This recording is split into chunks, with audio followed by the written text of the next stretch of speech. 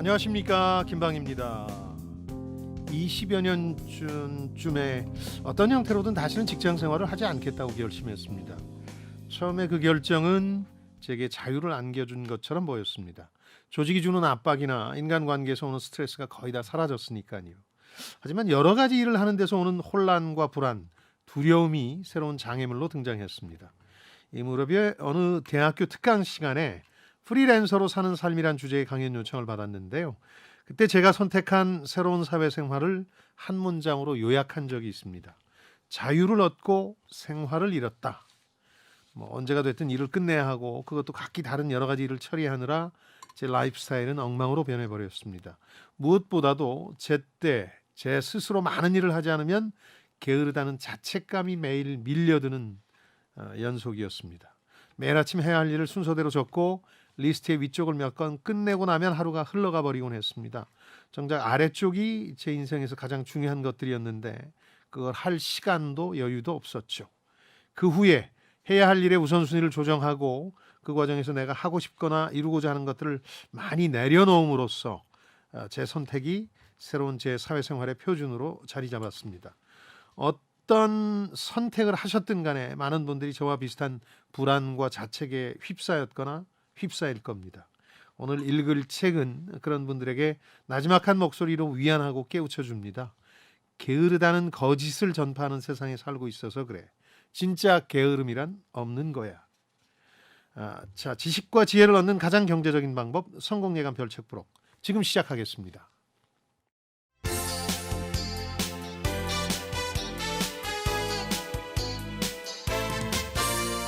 KBS 1라디오 성공예감 김방희입니다.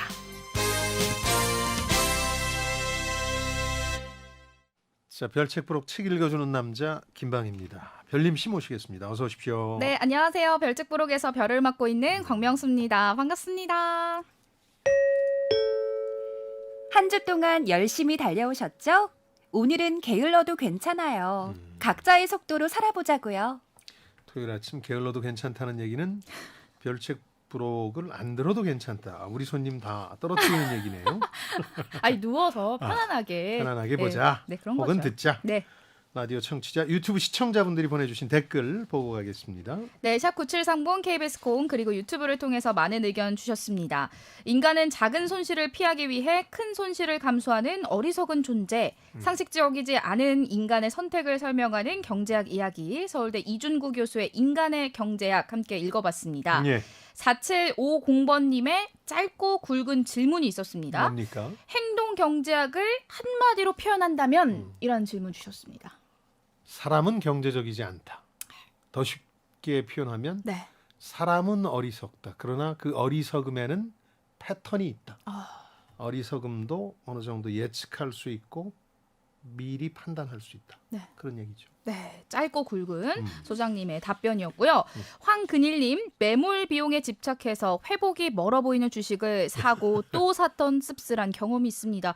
바로 손절했다면 좋았을 텐데 후회가 큽니다. 해주셨고요. 김용일님, 막대한 돈을 투자한 종목이 오르겠지, 반등하겠지 했는데 1년 넘게 흐르는데 참 손절하기 어려워요. 매몰 비용에 매몰되어 가네요. 그렇죠. 해주셨습니다. 사람의 어리석은 면을 보여주는 거죠. 사실 사고 파는 걸 결정하는 건 과거에 내가 얼마에 샀느냐가 아니죠. 이건 매몰 비용이고 네. 기회 비용. 미래에 이게 오를 것이냐 떨어질 것이냐가 유일한 기준이 돼야 되는데 그 본전 생각이라는 게 매몰 비용이죠. 나서 쉽지가 않죠. 네, 쉽지 않습니다. 이건 오랜 경험이 쌓여야 되고 경험과 학습을 통해서 나름의 노하우를 얻어가게 되는 거니까요.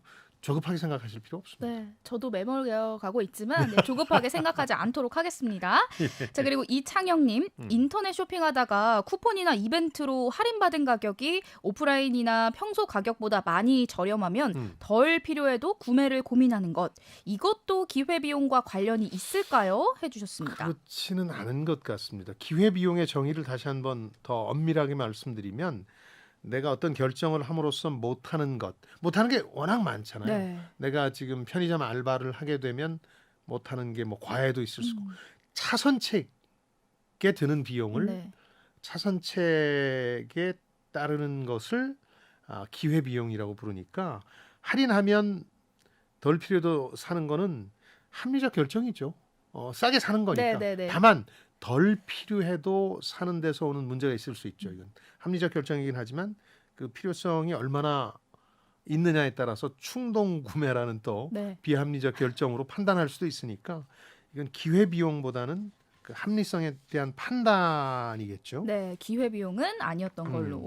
자, 그리고 류상현님, 인간이 아무리 합리적으로 이성적으로 행동하고 생각하고자 하더라도 본성을 이기지는 못하는 것 같아요. 일상생활에서 대부분은 경험과 본성에 의해 결정된다는데 예측할 때도 심리가 좌우한다고 하니 인간은 비합리적인가 봐요. 해주셨고, 예. 이선화님, 우리 인간은 자신의 감정과 심리를 잘 생각해서 객관적으로 행동하기가 정말 어려워요.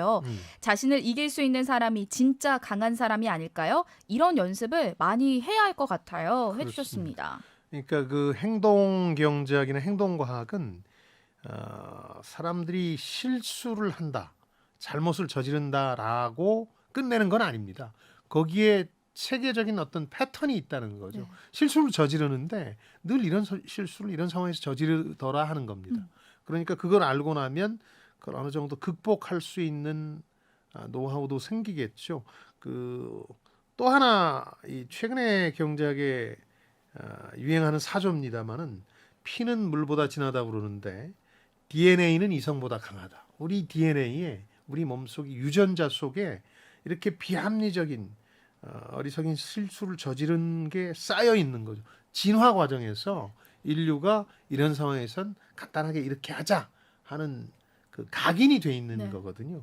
그러니까 행동 경제학과 함께 진화 경제학이라는 것도 요즘 대단히 인기를 끌고 있는데 그 DNA에 담긴 패턴을 찾는 노력의 일환이라고 볼 수 있죠. 네. 이어서 오늘의 주제로 넘어갑니다. 이풀기 토크. 계획대로 해내지 못하면 죄책감에 시달리는 이들을 위한 변론서이자 치유서, 사회심리학자 데번 프라이스가 쓴 게으르다는 착각, 오늘 함께 읽어볼 책인데 예. 앞서서 소장님의 개인적인 고민도 토로를 해주셨어요. 네. 저도 그 강연이 굉장히 궁금해졌는데 저자도 자신의 경험을 토대로 이 책을 썼어요. 그렇죠. 자신의 경험 얘기가 많이 나오는데 드러내놓지 않고 했지만 미국 내에서 많이 알려진 사실들도 있습니다. 네. 그러니까 많은 사람들이 소진이라고 여기선 번역을 했는데 번아웃 되도록 일하면서 자신이 게으르다고 자책하는 거예요. 저 자신도 그랬고 저자도 그런 삶을 살았다는 거거든요. 그러니까 이분은 어떻게 보면 보통 평균적인 미국인보다 훨씬 더 어려운 삶을 살았을 거라고 추정이 돼요. 왜냐하면 아주 시골 출신의 또 트랜스젠더예요. 이분이 이제 여성에서 남성이 되신 분이기 때문에 그러니까 사회심리학 박사 과정을 받던 2014년에 본인이 그런 경험을 하는 겁니다. 번아웃 때문에 건강을 잃어서 그 병원에 가면 그 원인을 진단 못해요. 많은 분들이 그런 경험을 하셨겠지만 그 시민성이라 그래서 심리 때문에 벌어진 문제니까 그래서 이 사람이 자신의 삶을 돌아보니까 뭐 그럴듯한 대학의 종신 교수 테뉴어를 얻기 위해서 자신의 한계를 막 억지로 이겨가면서 버텼다. 자신. 그걸 돌아보던 계기로 이 책의 아이디어를 착안해내게 된 거죠. 네. 나중에는 그 일들을 너무 열심히 하다 보니까 몸에는 사실 검사를 해보면 문제가 없었는데 그게 심리적인 문제였다라는 걸 알게 됐는데 예. 이렇게 많은 것들을 내려놓기 결정하면서 이 책의 기본적인 아이디어를 착안을 했고 예. 수많은 시간을 쏟아부었던 종신 교수의 꿈을 결국은 포기한 건데 그렇죠. 그렇다면 지금은 뭘 하고 있을까요? 그러니까 우리 사회가 많은 문제의 원인을 개인 탓, 그것도 개인의 게으름 탓으로 돌리는 어떤 신화가 있다, 네. 거짓 구조가 있다. 이걸 본인이 착안하게 되고요. 내려놓습니다, 이 사람은. 그래서 미국 시카고에 있는 로욜라 대학이라는 곳에 평생 대학 뭐 혹은 평생 교육원이라는 데들이 우리나라에도 있잖아요. 네. 거기에 이제 강사 교수로 계신 건데 우리나라에서도 그렇습니다만은 교수의 그 학계 이 층위로 보면 많이 내려놓은 거죠. 뭐 명문대 종신 교수와는 차이가 있으니까. 네. 근데 본인이 그렇게 해서 사회생활을 하다가 자신한테 공부를 하러 온 학생들을 만나면서 오히려 삶이 충만해졌다. 내려놓음으로써 게으르다는 자책을 안 하게 됨으로써 그런 얘기를 하게 되고요. 이 책이 꽤 미국에서 반향을 일으켰습니다. 그러면서 작가로서도 입지를 굳혀서 지금은 이분이 뭐 주요 일간지나 잡지에 칼럼도 많이 써요. 네. SNS상에서도 굉장히 그 적극적인 액티비스트, 자기 활동을 하는 인물이죠. 네. 저자도 결국은 번아웃을 겪었다라는 건데 예. 성공예감 별책 부록에서도 번아웃 문제를 많이 다뤘었고 책도 그렇죠. 굉장히 많이 다뤘었어요. 예. 이 번아웃을 예방하기 위해서 뭐 좋은 휴식이라든지 여기에 몰입이 필요하다라는 책들도 읽어봤었고요. 예. 근데 이 책은 또 그런 책들과는 또 결이 다르다고 볼 수 있을 것 조금 같아요. 다르다고 봐야 되지 않을까요? 그러니까 심신이 견디지 못할 정도로 지쳤다, 번아웃 됐다, 소진됐으니까 잘 쉬어야 된다. 뭐 여기서 끝나는 건 아니고요. 네. 그 저자가 번아웃을 경험하던 시기 상황을 여기 묘사했는데 제 경험하고 너무 똑같아서 놀랐어요. 그러니까 매일 오전부터 대여섯 시간 동안은 해야 될 일 리스트를 쭉 적어서 막 부지런하게 합니다. 근데 그 리스트의 순서도 다급한 일 먼저예요. 소소하지만 다급한 일. 네. 진짜 내 인생에서 중요한 건 다 뒤로 밀려가 있는데 손도 못 대고 하루가 끝나요. 그러면 지쳐가지고 이분의 경우에는 과자를 끼고 텔레비전 앞에서 빈둥거리면서 몇 시간 보내고 다음날 아침이 될 땐 너무너무 자기 자신에 대한 회한이 몰려드는 거예요. 내가 이렇게 게으른 존재였나? 근데 어느 날 탈진해서 쓰러지고 보니까 자신의 생각이 다 틀렸다는 반성을 하게 되는 거죠. 그러니까 소장님도 이걸 보면서 나갔다라고 생각하는 게 저도 그런 생각을 했었거든요. 그쵸? 사실 예. 그런 게으름을 피우면서도 왜 또 내가 TV를 보면서 이렇게 시간을 보냈지? 라면서 후회를 하잖아요. 그렇죠. 그런데 중요한 건 그 다음날 똑같이 제가 그 반복하죠. 행동을 반복을 하고 있다는 게 문제인 것 같아요. 박명수 씨도 그런 경험이 있군요. 아니요. 굉장히 부지런하게 사는 걸로 알고 있는데. 저 진짜 저를 굉장히 자책하면서 후회를 많이 하거든요. 근데 저만 그런 게 아니었더라고요. 그렇죠. 그러니까 이 병이 엄습해 오는 상황에서 저자는 어떤 착안을 하게 되냐면 내가 게으른 게 아니라 혹시 우리 사회가 게으르다는 거짓 신화로 나를 압박해 오는 건 아닐까? 끊임없이 나를 몰아붙이는 건 아닐까? 내가 거기에 완전히 쇠뇌가 돼서 스스로 게으르다는 자책을 먼저 하게 되고 네. 그런 건 아닐까 하면서 그런 게으르다는 거짓이 어디서 비롯된 거고 지금 개인과 사회를 어떻게 짓누르고 어떻게 개인적으로는 이걸 돌파해야 되느냐를 명쾌하게 쓴 책이죠. 네. 그리고 이 책은 2021년 코로나 와중에 출간이 됐습니다. 예. 외국 책이기 때문에 또 원제를 살펴봐야 될 것 같은데요. 번역을 해보면 게으름은 존재하지 않는다라고 번역을 해볼 수 있을 것 같아요. 게으름은 존재하지 않는다. Laziness doesn't exist 이렇게 표현을 했는데 게으름이라는 착각은 조금 소극적 번역 같아요. 그것도 개인 탓하는 거잖아요. 게을러 그거 아닐지도 몰라 이런 게 아니라 이 저자는 게으름이라는 거짓된 신화가 사회에 팽배해 있다. 그걸 폭로하려는 거거든요. 네. 그래서 게으름이라는 거짓 뭐 이런 정도가 좋지 않을까 싶은데 어쨌든 게으름이라는 착각이라는 번역으로 번역서 제목이 정해졌습니다. 몸풀기 이풀기를 마쳤으니 이제부턴 심화학습으로 넘어가겠습니다. 오늘의 책 게으르다는 착각. 이것이 궁금하다. 키워드를 뽑아볼게요. 첫 번째 키워드. 게으름이라는 거짓. 책의 맨 처음에 등장하는 우리가 게으름의 대명사로 알고 있는 사람들 얘기가 나옵니다. 노숙자, 중독자, 실업자. 사실 게을러서 그렇다는 생각을 많은 분들이 하거든요. 근데 힘든 개인적 사정들이 다 사람 각자가 있을 텐데 그건 보이지 않아요. 그래서 개인적 잘못으로만 치부하고 이게 뭐 그 사람 개인의 문제가 아니라 무슨 그 사람 집단에 대한 도덕적 비판과 비난으로까지 이 확대가 돼요. 그래서 인간이 겪는 고통을 외부인들이 알아차리기가 정말 어렵지 않습니까? 박명수 씨 고민을 제가 늘 웃으면서 보지만 잘 몰라요. 그런 고민들이 있는 걸. 그래 놓고서 비난할 때 보면 마치 다 아는 것처럼 개인적 비난들을 한다는 거죠. 네. 그래서 실제로 자신들이 많이 만나보니까 평생교육원에서 많은 장벽과 문제에 대항해서 싸우는 사람인데 비난하고 있더라. 그래서 여기서 그치면 또 그나마 괜찮은데 그런 타인을 향한 게으름에 대한 시선이 자기 자신을 향해서 자책까지 하고 있다라는 거죠. 네. 저자의 주장은. 그게 참 문제인 것 같은데 그런 게 우리 시대에 이런 거짓말처럼 존재를 하는 것 같아요. 노력만 있으면 의지만 있으면 충분히 성공을 할 수 있다라고 믿는 게 저는 아직까지도 그렇게 믿고 있었거든요. 그렇죠. 그러니까 그게 이제 무너질 때까지 자신을 몰아붙이는 어떤 생각이고 사고인데 이게 사회에 팽배해 있는데 몇 가지 이유 때문이라는 거죠. 그래서 정말 힘들게 사는 게 편안하게 사는 것보다 도덕적으로 우월하다거나 한계를 인정하는 사람은 게으르다거나 또 뭐 사랑받거나 편안함을 누릴 자격이 없다거나 이런 식의 아주 잘못된 시선들이 팽배해 있고 열심히 일하는 게 쉬는 것보다 우선 도덕적으로 우월한 것처럼 늘 나오는데 그러면서 한편으로는 나는 자연인이다 이런 걸 보면서 나도 저렇게 좀 다 내려놓고 쉬고 싶다고 네. 생각하는 거죠. 생산적이지 않은 사람은 생산적인 사람보다 가치가 없다거나 이런 아주 우리 사회에 팽배한 미국에서 더 극적으로 고조된 잘못된 신화에 대해서 저자가 지적하는 겁니다. 네. 그러니까 게으르면 행복이나 성공을 누릴 자격이 없다라는 생각인데 예. 저자는 이걸 게으름이라는 거짓으로 규정을 하면서 이 게으름이라는 거짓을 크게 세 가지 교리로 또 정리를 하고 있습니다. 그러니까 그 사회의 팽배한 분위기를 교리라는 말로 누구도 거스를 수 없는 하나의 그 강령처럼 돼 있다는 거죠. 네. 세 가지가 흥미롭더군요. 하나는 당신의 가치는 곧 당신의 생산성이다. 저도 이거 많이 느끼는 게 광명수 씨한테 누가 인사하면서 무슨 일 하세요? 이거 자체가 일로 내 가치를 평가하려는 그렇죠. 거잖아요. 예.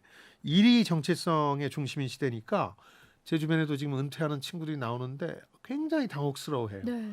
자기 정체성이 사라지는 거거든요. 어려워하고 그래서 심신의 건강까지 포기해가면서 일과 성취에 매달리게 하는 교리죠. 일 포기하면 나 죽는 거 아니야? 하는 정도의 위기감까지 느낄 정도니까. 두 번째는 내 감정과 한계를 신뢰해서는 안 된다. 그러니까 나의 몸은 좀 쉬라고 얘기하고 있는데 그거 믿으면 안 돼. 네. 그건 기만적인 거야. 그러면서 계속해서 몰아붙이라고 하는 신화들이 있는 거죠. 네. 저 사람은 그걸 극복해서 성공했잖아. 그런 얘기들을 하면서 실제로 이 게으름이라는 건 내가 좀 쉬고 싶다, 게으르고 싶다는 욕구가 나올 때는 건강과 휴식에 대한 일종의 경고 사인이 들어온 거라는 거예요. 저자는 이제 쉬어야 되는 거야 하는 경고 사인인데 이걸 무시하는 게 불굴의 용기처럼 사회에서는 받아들인다는 네. 거고. 세 번째는 항상 더 할 수 있는 여지는 있다. 조금 여기서 만족하면 오늘도 부지런히 살았구나 할 수 있는데 아니야 오늘은 뭘 놓쳤네부터 생각하고 뭘 못했지? 맞아요. 그런 생각부터 하게 되는 거죠. 꼭 세 그런 개의 생각을 교리입니다. 하게 되는 것 같은데 예. 이런 뭐 문화라든지 이런 거짓이라고 저자는 정의를 하고 있는데 이런 게으름이라는 거짓 신화는 우리나라뿐만 아니라 뭐 전 세계인들이 다 그렇게 그렇죠. 똑같이 생각을 하는 것 같아요. 그렇다면 이건 어디에서 온 건지 저자는 이제 상당히 오래된 연원을 가지고 있다라고 그렇죠. 보고 있는데요. 미국 중심으로 저자는 볼 테니까 미국이 온상이라는 거죠. 그래서 미국의 신화라든가 가치책에 이게 각인돼 있다. 크게 보자면 제국주의와 노예제의 유산이라고 얘기하고 있는데 미국은 또 최근에도 세계 최대 교육국이니까 교육을 통해서 많은 나라들에 영향을 미치고 있다. 네. 그 단어 자체의 어원도 책에 등장하는데 1540년경에 레이지니스라는 게으름이란 말이 영국에서 처음 등장했는데 처음부터 남을 비난할 목적으로 만들어진 말이더군요. 네. 악, 거짓 이런 의미도 있고 연약하다, 약하다 뭐 이런 의미도 있어서 상당히 그 상대방을 비난하는데 도덕적으로 쓰였던 용어라는 걸 알 수 있고 저자가 구체적으로 세 가지를 얘기하는데요. 하나는 청교도주의, 기독교 청교도주의가 막스 베버와 같은 사람은 자본주의를 일으킨 근본이라고 그랬는데 뒤집어 보면 근면하고 성실한 일꾼을 하나님은 구원해 주신다. 뭐 이런 거니까 이런 노동윤리, 부지런히 일한다. 내 자신의 한계를 극복하려고 해야 된다는 노동윤리가 네. 하나의 기본일 테고 두 번째 노예제인데요.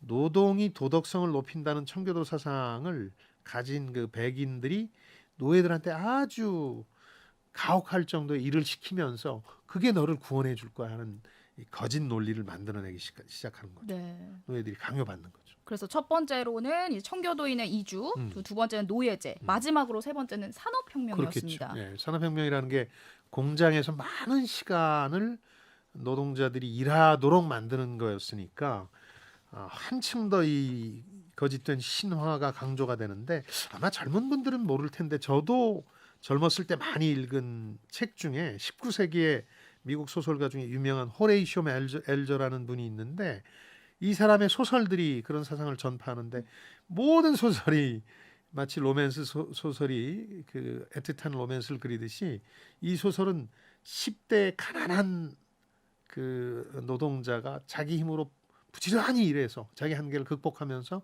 성공하는 신화로 가득 찬 소설들을 이분이 썼어요. 그래서 미국에서 허레이쇼 엘저 미스 신화라는 얘기까지 나오는데 뭐 이런 것들도 대표적인 얘기고 이런 소설들을 읽으면서 어떻게 생각하냐면 누군가의 불행이 발생하면 그 사람 탓이고 그 사람이 못해서 그런 거고 특히 게을러서 그렇다는 신화가 생겨났다는 거죠. 그러니까 소설의 주인공을 보면서 허봐 저렇게 열심히 하면 나처럼 게으르면 안 피우면 성공할 수 있잖아라는 성공하죠. 마음을 그렇죠. 가지게 되는 건데 예.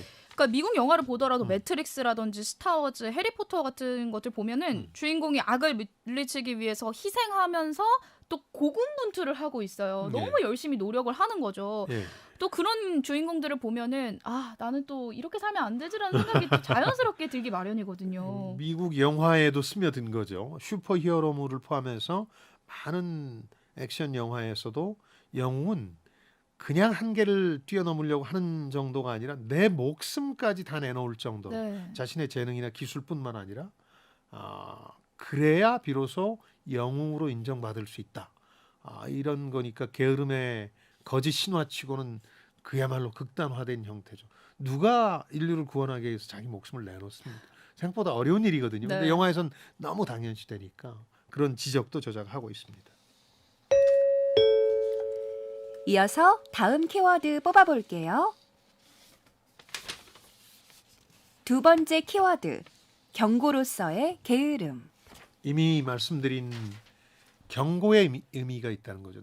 나 좀 쉬고 싶은데 그럼 심신이 피로하다는 뜻이거든요. 한계에 다다랐다. 그러니까 실제 건강에 신경을 써라는 뜻이에요.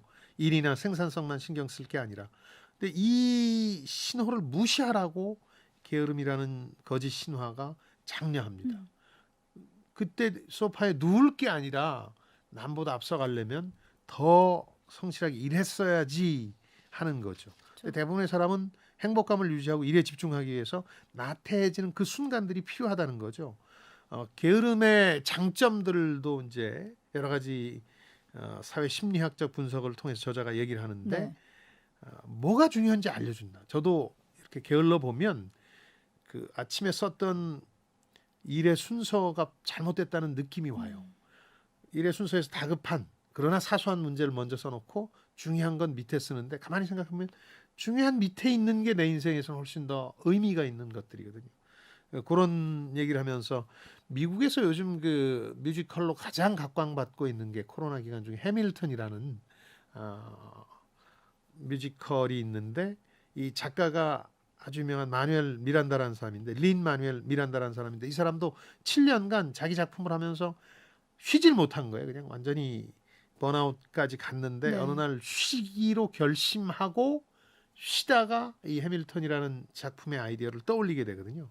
그래서 가만히 앉아서 그 자신의 감정에 집중하는 게 오히려 심신건강 개선 효과가 있다.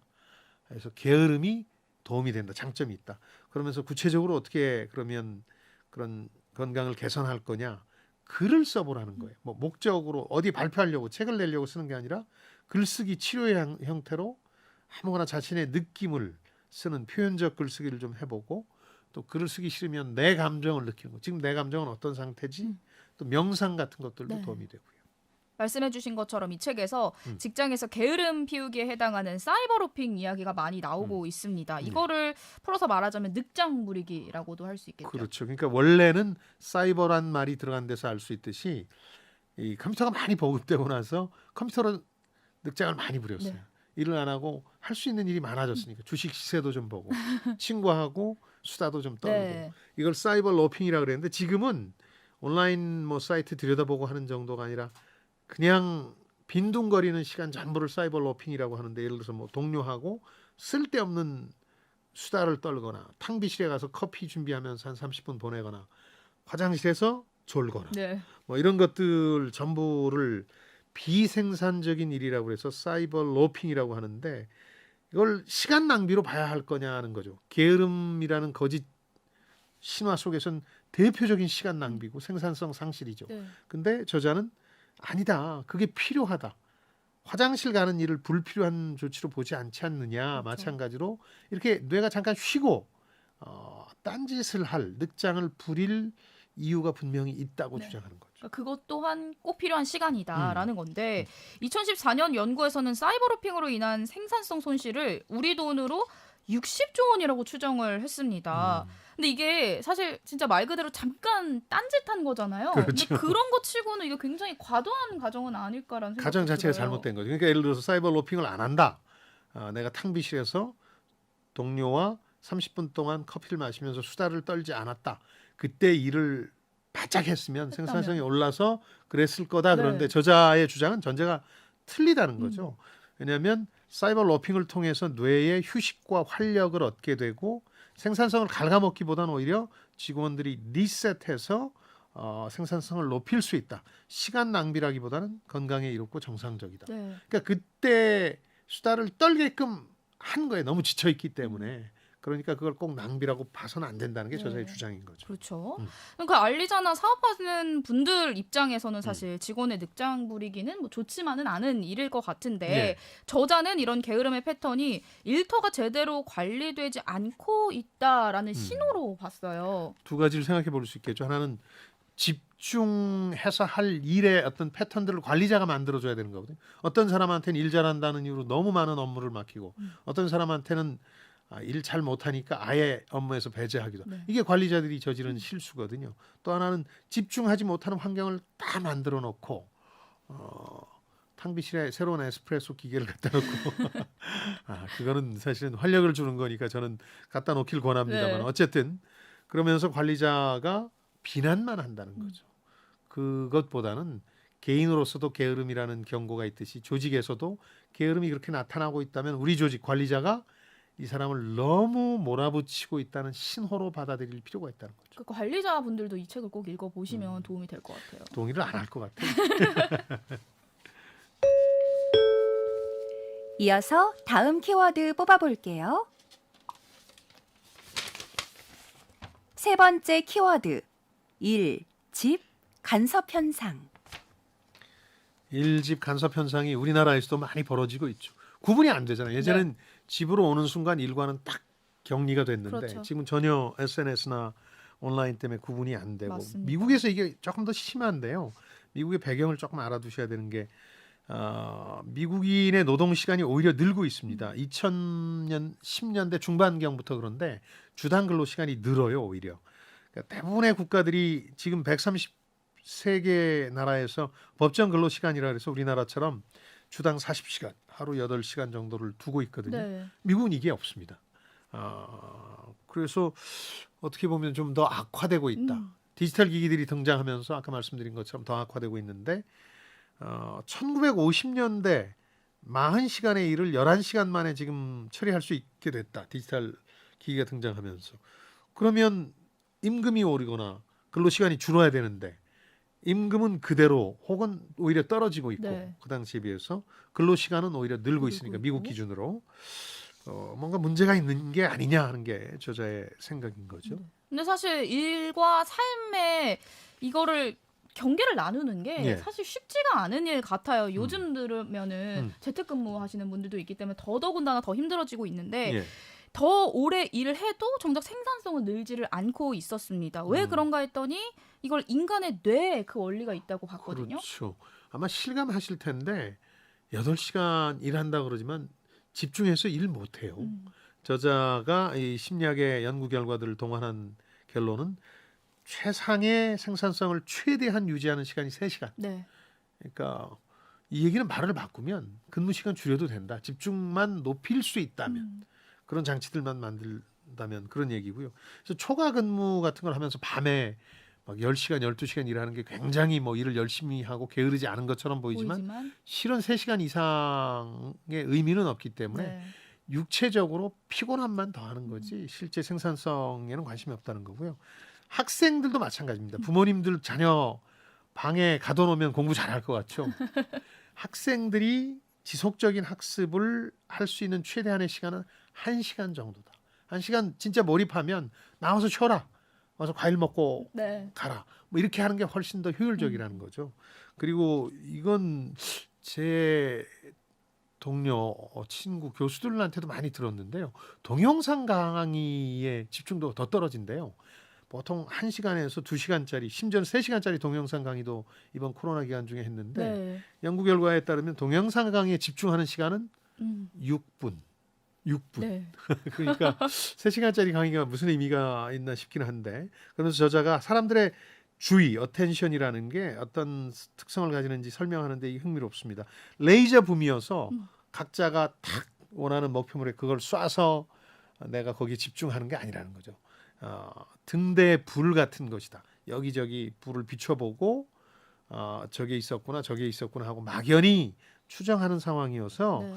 집중하려면 굉장한 노력이 필요하다. 등대불을 한쪽만 비추려면 어떤 장치들이 있어야 되듯이 그 노력은 무한정 지속될 수 없다는 걸 인정해야 된다. 네, 말씀해주신 것처럼 많은 사람이 과거 어느 때보다도 더 많이 일을 하고 있고 생산적이지만 그 대가는 또 훨씬 덜 받고 있다는 생각도 드는데요. 예. 그래서 1970년대, 80년대 활동한 번아웃 전문가는 사회복지사, 또 간호사 등 도움을 주는 직업에서 출발을 해서 서비스업직과 사무직 근로자들이 어떻게 소진되는지 연구를 하기도 했습니다. 그 크리스티나 매슬릭이라는 사람이고 저희도 별책 프로 시간에 한두 차례 번아웃에 대해서 소개를 해드렸는데 네, 번아웃이 겉으로 막 드러나는 게 아닙니다. 이게 심리적인 질병이기 때문에 직업에서 보람을 잃고 좀 뭐 아무 의미를 못 찾는 거예요. 무망해지는 거예요. 네, 근데 놀라운 건 그런 소진이 된 번아웃이 된 사람이 나타나면 주변 사람이 또 전염이 돼요. 전염 효과도 있고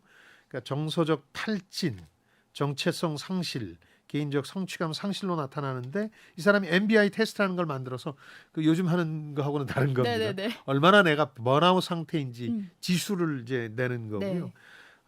저도 완전히 번아웃 상태까지 돌입해 보진 못했는데 실제 이 번아웃은 저자는 경험해 봤으니까 이 다채로운 삶의 모습이 흑백이라는 즐겁고 혹은 괴로운 일로만 나뉘는 흑백으로 삶을 보는 격이 되는 것이라고 설명하는데 실감이 났고요. 그래서 더 건강하고 조화로운 지속 가능한 삶을 추구해야 된다. 그러면서 저자 자신도 그 자기 자신을 괴롭히는 정보의 양을 제한하고 자신을 더 키워줄 수 있는 대화들을 하면서 소진을 더 이상 악화되기 전까지 악화되면 그야말로 자살 충동으로까지 네. 이어질 수 있으니까 자신이 막을 수 있었다. 경험을 얘기합니다. 지금 여러분께서는 주말에만 만나는 성공예감 별책 부록을 듣고 계십니다. 오늘 들려드리는 책은 게으르다는 착각입니다. 이어서 다음 키워드로 넘어갑니다. 네 번째 키워드, 은미와 경외심, 잘하지 못하는 일. 번아웃을 피하기 위해서 당장 할 일 3가지를 저자가 꼽습니다.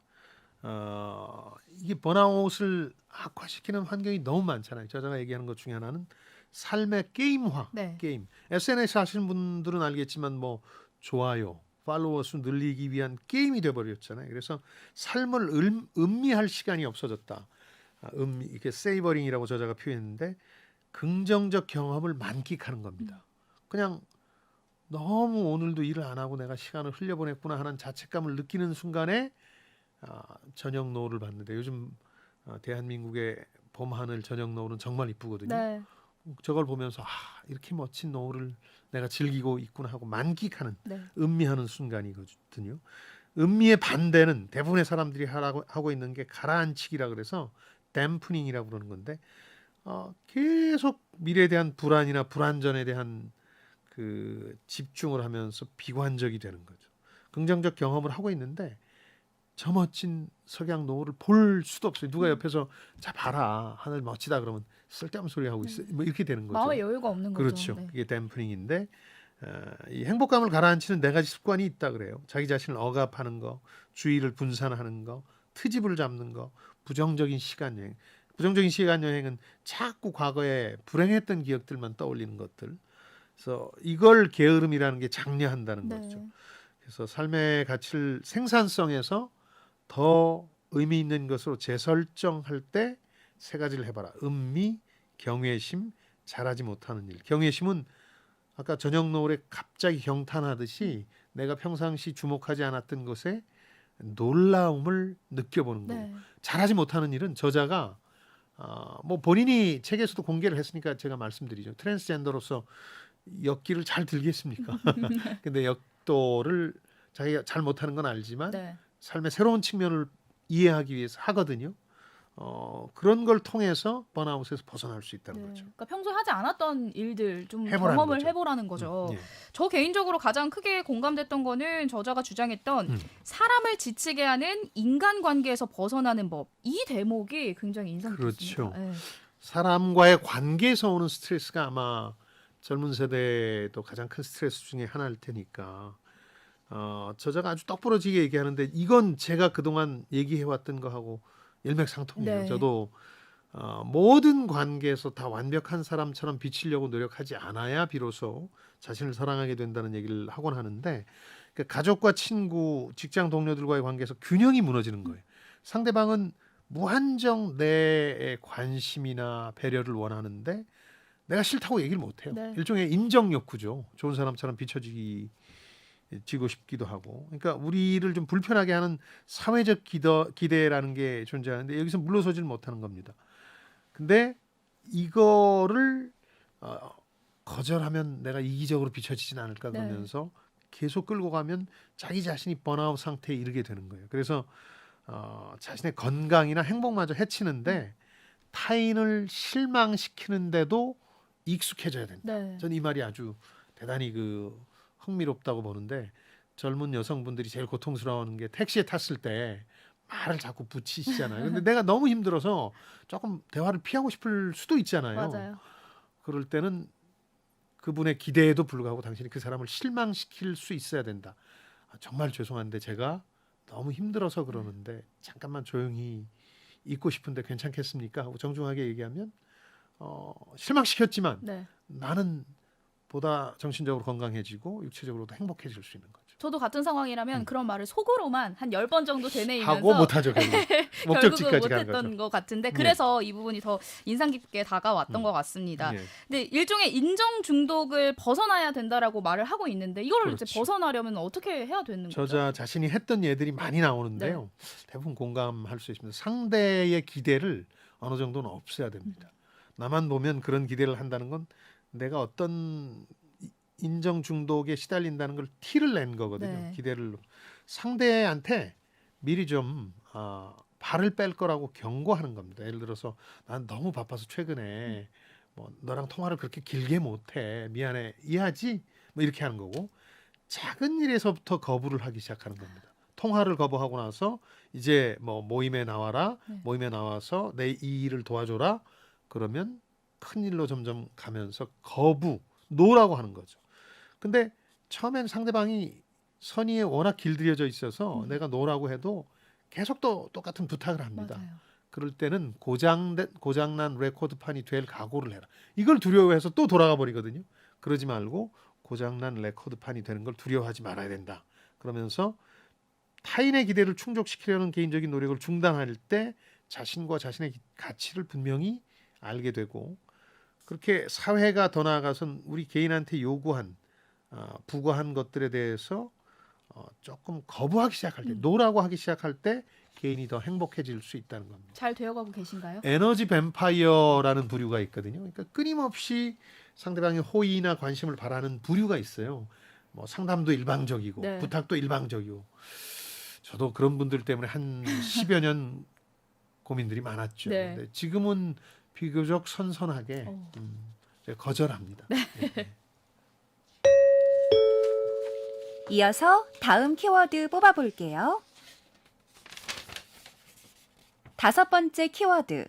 정보 과부하 시대의 생존법.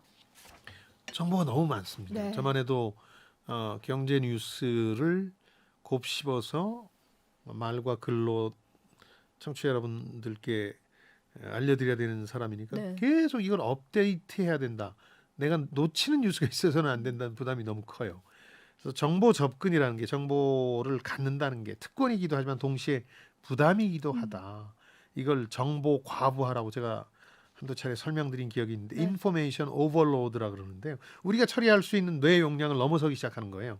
그래서 우리가 많이 읽는 걸 피할 수 없는 의무로 취급할 때 따다욱 이제 이게 짐이 되는 거죠. 네. 예를 들어서 직장인들 예로 들어보면 거의 10분 단위로 인터넷 그 포털 사이트 뉴스 검색하시는 분들이 있는데 그럴 필요가 없거든요. 일과도 관련이 없고 네. 본인한테도 크게 관련 없는 경우가 대부분이에요. 하루에 한 두 번 정도 하면 되는 거거든요. 그런 걸 얘기하는 거예요. 그래서 더 많이 정보를 습득하려고 하는 게 그 문제를 풀어줄 거라고 보지만 악화시키는 거고 한 발 물러서서 정보를 더 의미 있는 방식으로 소비해라. 네. 그리고 소셜 미디어에 대한 경고도 있는데 주의력에 대한 슬롯 머신이다 이런 표현이 재밌었어요. 주의력이 분산되잖아요. SNS. 그걸로 대단한 걸 얻을 것 같지만 대가로 주의력을 잃고 뭔가 얻을 것 같지만 거의 로또 복권 얻는 수준의 소득이 있을 뿐이다. 네. SNS를 통해서 내가 뭔가 엄청난 깨달음을 얻지도 못하고 엄청난 정보를 얻지도 못하는 거다. 그런 얘기를 하죠. 네. 저자에 따르면 1986년에 비해서 보통 사람이 접하는 정보가 5배에 달할 만큼 정보 과부하 시대라고 합니다. 이로 인한 부작용이 정말 많을 수밖에 없어요. 저도 많이 느껴요. 오늘 별책 부록을 녹화하는 날 새벽에도 미국 15명이 사망한 총기 사고 예를 들었는데 그래서 미국에 가기가 더 겁이 네. 나요. 사실 미국에 실제로 가면 통계나 확률로는 내가 총기 사고의 피해자가 될 가능성은 거의 없다고 봐도 되거든요. 물론 특별한 지역이나 영역이 아니면. 근데 그런 뉴스를 자꾸 보면 너무 무서워요. 무서워지죠. 네. 제가 늘 드리는 말씀이지만 제 주변에 상어가 무서워서 수영을 못하는 친구가 있거든요. 근데 두 가지를 아셔야 되는 게 상어의 종이 1000여 가지가 있는데 사람을 무는 종은 7개밖에 안 되고요.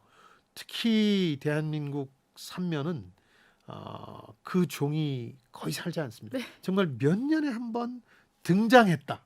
무는 게 아니라 등장했다는 것만으로 뉴스가 되거든요. 로또 맞을 확률. 그렇습니다. 네, 그러니까 정보 정도겠죠. 업데이트에 대한 너무 많은 그 부담을 느끼다 보니까 과도한 어떤 그 걱정들을 하게 된 거예요. 통제 불가능한 걱정들을 하는 건데 2010년대 후반에 미국인 스트레스의 주요 원인 1위로 꼽혔던 게 미국 미래에 대한 불안이라는 거예요. 왜 그러냐? 뉴스에 워낙 그 맞아요. 부정적인 뉴스들이 많이 나오니까 트럼프 대통령의 행태라든가 이런 게 많이 나올 때 그래서 사실은 그건 내가 개인적으로 어떻게 할 수 없는 거잖아요. 대통령이 당선이 됐고 뭔가를 내가 생각하지 않는 방식으로 불쾌하게 하는데 내가 어쩔 수 없는 건데 이게 자꾸 신경 쓰다 보면 정신 건강에 안 좋다는 불안해지죠. 거예요. 자율성을 상실하고 네. 90년대는 범죄율이 미국에서 극적으로 하락한 시기였는데 특히 뉴욕에서 이때도 범죄 뉴스가 막 증가하니까 사람들은 실제 확률과 상관없이 행동경제학의 얘기처럼 범죄에 대한 걱정이 더 네. 커졌어요. 이런 게 이제 정보 과부하의 부정적인 요인들이죠. 네. 하지만 이 쏟아지는 엄청난 양과 종류의 데이터에 대해서 스스로 한계를 정하는 게 쉽지가 않거든요. 저도 그렇습니다. 네. 그럼에도 저자는 정보의 양을 제한하려고 충고를 하고 있는데 어떤 식으로 해볼 수 있을까요? 그러니까 이걸 인정하는데 이건 쉽습니다. 뭐냐면 세상 모든 잘못이나 부정을 우리가 다 개인적으로 바로잡을 수는 없잖아요. 네. 슈퍼맨도 바빠서 안 될 거예요. 그거는. 그러니까 그렇지 않은 것에 대해서 내가 게으르다는 죄책감을 느낄 필요는 없다. 네. 정보 제한을 하자는 거죠. 안 그러면은 정말 끊임없이 불쾌하고 분노하고 두려운 상황이 이어지는 거죠. 그러니까 한두 문제에 좀 집중해서 저는 경제 경영 현상에 주로 이제 집중합니다. 정보를 수용하고 뉴스 단식도 필요하다. 저도 주말엔 뉴스를 잘 안 보거든요. 네.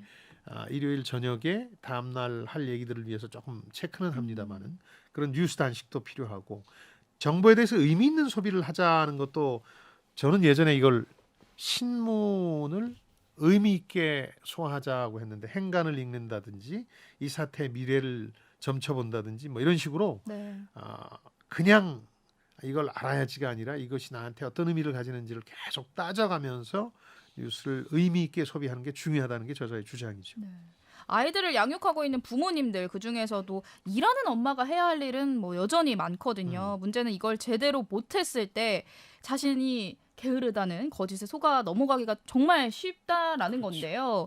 이게 정말 큰 문제 아닐까요? 양육자 그 중에서도 이제 어머님들이 네. 그런 죄책감들을 많이 느낀다 그래요. 아이를 막 재우다 보면 본인이 깜빡 눈이 감겨서 잠이 드는데 내가 계획했던 뭐 영어 공부 뭐 이런 거 할 수가 없죠. 네. 미국에서는 이 문제를 이교대 문제라고 그럽니다. 이게 직장에서 일 끝나고 왔는데 남성은 가사 문제에 손을 떼버리고 여성이 또 다른 노동에 시달리게 되는 거여서 이교대인데 그 게으름이라는 거짓이 판치다 보니까 거기다 이제 성차별도 있다 보니까 남성과 또 다른 고통을 겪어요. 네. 그런 신화에 술 한 잔 마시고 싶은데도 남성과 달리 마시지 못하고 자고 일어나서 내가 아이들한테 제대로 해줬나? 눈물 흘리죠. 그렇죠. 네. 자책하면서 네. 그런 이제 얘기를 하는데 이 저자는 그때 내 가치, 뭐 가치의 일부는 부모로서의 엄마로서의 가치도 있죠. 그러나 자기 개인의 가치로서 내가 추구하는 바와 정체성도 분명히 해야 나중에 자신이 가장 중요하게 생각하는 이상과 내가 하는 일들을 일맥상통시킬 수 있다는 거라는 거거든요. 네. 졸리면 아이들 데리고 졸리면 자야죠. 그거에 대해서 자책할 필요는 전혀 네. 없습니다. 그러니까 그렇게 생각하는 것도 일종의 게으름이라는 거짓이니까 너무 걱정할 필요 없다라는 거겠죠. 그렇죠. 그러니까 특히 최근에 이 양육자들, 특히 엄마들은 SNS 때문에 고통을 많이 받는 네. 것 같아요. 책에도 좀 나오던데 그 부모로서 내가 잘못한다는 게으르다는 자책을 할 근거가 너무 많아요. 다른 집은 아이들한테 너무 잘해주는 것 그러니까 같아요. SNS 보면 다 행복하던데. 멋진 그렇죠. 옷을 사 입혔고 멋있는 데 데리고 가서 맛있는 걸 맞아요. 사 먹였는데 나는 못 해주고 있으니까. 그래서 또 아이는 그렇게 키우면 안 돼요. 이런 상충되는 조언이 SNS에 너무 많이 나오니까 양육 불안이라는 게 발생한다는 거거든요. 그래서 요거는 저희들도 한번 소개해드리긴 한 개념인데 80년대 발달 심리학에서 이 정립된 양육법은 완벽한 부모는 없다. 완벽한 부모를 추구하는 사람은 그 사람도 번아웃이 되고 아이들도 힘들어진다. 그래서 충분히 좋은 부모 정도면 완벽하다. Good enough parents라고 그러는데 이 정도의 기본적인 할 일을 하면 좋은 부모인 것이지 뭐 SNS에서 얘기하는 것들 그 순간적인 것들 찰나적인 것들이 완벽한 부모처럼 비춰져서는 곤란하다는 거죠. 이어서 다음 키워드 뽑아볼게요. 마지막 키워드, 다이어트와 멋, 세계 구원. 그러니까 내가 게으르다는 자책의 진원지가 이 세 가지일 가능성이 있다는 거죠. 네. 다이어트는 살에 대한 강박 때문에 혹독하게 자기 몸을 혹사시키는 거거든요. 근데 뭐 위안이 되시라고 드리는 말씀은 아닌데 연구 조사를 여러 형태로 해봐도 다이어트 체중 감량은 95에서 97%가 5년 내에 요요 현상을 겪으면서 네. 실패합니다. 그러니까 여러 번만 실패하는 게 아니라 다 실패합니다. 이건 인간의 본성 때문에 그런 거고요. 그래서 오히려 살 빼고 찌기를 반복하는 게 일관되게 살이 찐 것보다 오히려 건강에 더 나쁘다. 그런 연구 결과들도 많거든요. 그래서 개인적 의지로 덜 먹고 더 운동하면 살 뺄 수 있다고 말하면서 살에 대한 혐오라든가 부정적 신체 이미지를 갖게 되는 걸 피해라.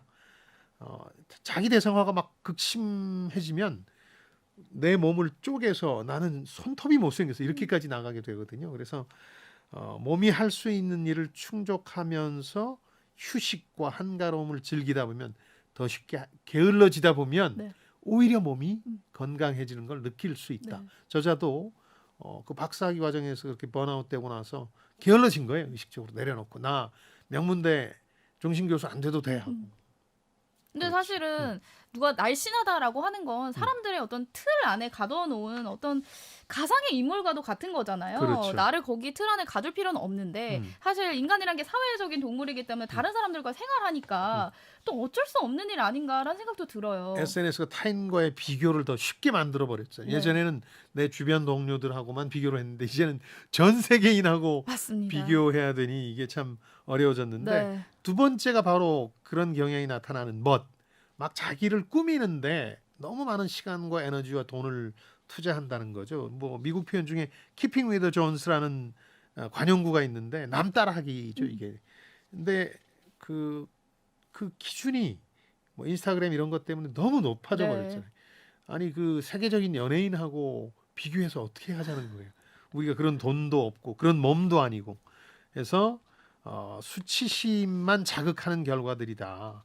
인스타 인플루언서인데 에세나 오닐 얘기는 외신에서 많이 다뤄졌죠. 이 사람은 다 뒤집어서 어느 날 자기가 자랑했던 많은 다이어트나 스타일들을 다 거짓말이었다. 이건 이렇게 보정한 거고 네. 이 옷은 어디서 협찬받은 거고 자기 자신을 폭로함으로써 오히려 정신적인 만족감과 행복을 얻게 됐다는 얘기도 있었거든요. 그런 거.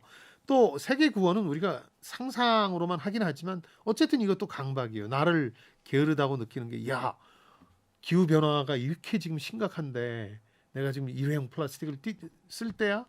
그러니까 너무 의식하지 않는 것도 문제지만 내가 세계를 구원할 수 있다는 강박에 사로잡히는 것도 자기한테는 부담이 되거든요. 네. 안 하면 야, 나 참 게으르네. 나 못된 사람이네. 후손들한테 무슨 명목으로 명분으로 무슨 얘기를 할 수가 있지? 뭐 이런 식인데 내려놔라. 아까도 거듭 얘기하지만 세계를 당신 혼자 구원할 수는 없는 거니까 이 세 가지에서만 자유로워져도 어느 네. 정도 완전히 자유롭지는 못하겠죠. 타인하고 네. 비교하려는 속성이 DNA에 맞아요. 우리한테 있으니까 네. 상당히 좋아질 거다 네. 하는 게 저자의 주장입니다. 그렇다면 게으름이라는 거짓을 깨기 위한 다양한 방법들을 우리 일상 생활에서 좀 접목시킬 수 있는 방법들 어떤 방법들이 있을까요? 책에 여러 가지가 나와서 제가 네. 그냥 딱 몇 마디로만 정리해드리자면 우선 타인들한테 친절해라. 그런데 그게 연민 어린 호기심을 가진 친절이죠. 네. 노숙자를 보면 그 사람의 다 개인적인 어려움이 있을 거라고 친절하게 생각해 주는 거죠. 호기심. 그리고 그 사람이 뭔가를 힘들어할 때는 내가 도울 수 있는 길은 없나. 그 정도 선에서 멈춰야 되는 거죠. 타인을 서둘러서 게으르다고 비판하기 전에 연민 어린 호기심을 가지면 좋고 또 10중 8구 우리가 게으르다고 비춰진 그 모습들이 그 사람 개인이 가진 여러 가지 고통과 혼란, 어려움 같은 것들일 거예요. 네. 뭐 말 못할 사연들이 정말 많아요. 제가 그 노숙자 체험 취재 때문에 일주일간 할 때도 보면 네. 한 사람 한 사람은 너무너무 많은 어려움을 경험하신 분들인데 서둘러 그 사람을 똑같은 게으른 부류라고 얘기하지 말아라. 그러다 보면 그런 게으름은 죄악이라는 어떤 세뇌, 문화적 프로그래밍에서 벗어나기 시작하다 보면 자기 자신한테도 너그러워진다. 자기 자신한테도 친절해지더라. 네. 남을 보는 시선을 바꾸고 그다음 자기 자신에 대한 태도를 바꾸면 한결 더 행복해진다는 거죠. 건강해지고. AI가 선정한 심쿵 한방. 오늘의 책 게으르다는 착각을 관통하는 핵심 구절. 한 방에 정리해 드립니다. 결코 완벽할 수는 없을 것이다. 하지만 그대로 괜찮다. 지금 그대로의 당신으로도 괜찮다. 다른 모든 사람도 마찬가지다. 공감하시죠? 네. 뭔가 쉴 새 없이 일한다고 생각하는데 손에 잡히는 결과는 안 나오고 그게 혹시 내가 더 노력하지 않아서 그런 건 아닐까 회의를 하고 자책하는 모든 분들이 읽을 필요가 있는 책이고요. 자꾸만 달려가는 버스를 우리는 쫓으려고 하죠. 근데 실은 그 멋져 보이는 버스가 내가 탈 필요도 없고 타서도 안 되는 것일 수도 있다는 근본적인 문제 제기가 필요한 분들에게 필수적인 책입니다. 다음 주 책이 도착했습니다. 일의 의미와 형태가 변화하면서 프리랜서, 계약직, 임시직 등의 대안적 근로 형태가 늘고 있습니다. 이른바 긱 경제라고 하죠. 미국 실리콘밸리에서 긱 경제를 체험하고 있는 사람들의 이야기를 들어볼게요. 세라 캐슬러가 쓴 직장이 없는 시대가 온다. 함께 읽어보도록 하겠습니다. 예전에는 안 되면 농사나 지어야지 했는데 그 농업에 대한 모욕이고요. 네. 요즘은 그 얘기는 하는 것 같아. 배달 라이더나 돼야지 하는. 이게 이제 기경제 확산에 따른 거거든요. 고정적인 과거의 직장이 없는 시대가 오는 건데 그 실체를 좀 들여다보기 위해서 우리가 선정한 책이고요. 한층 더 강한 지적 게임으로 돌아올 성공 예감 별책 부록 다음 주에도 기대해 주십시오. 네, 유튜브 별책 부록과 김방희 TV 그리고 팟빵을 통해서도 다시 들으실 수 있습니다. 댓글이나 의견 많이 남겨주세요. 책을 통해 세대 간 소통과 공감을 나누는 시간이죠. 성공 예감 별책 부록 저희는 다음 주말에 다시 찾아뵙겠습니다. 별의별 이야기를 책을 통해 나누는 별책 부록. 다음 주에 만나요.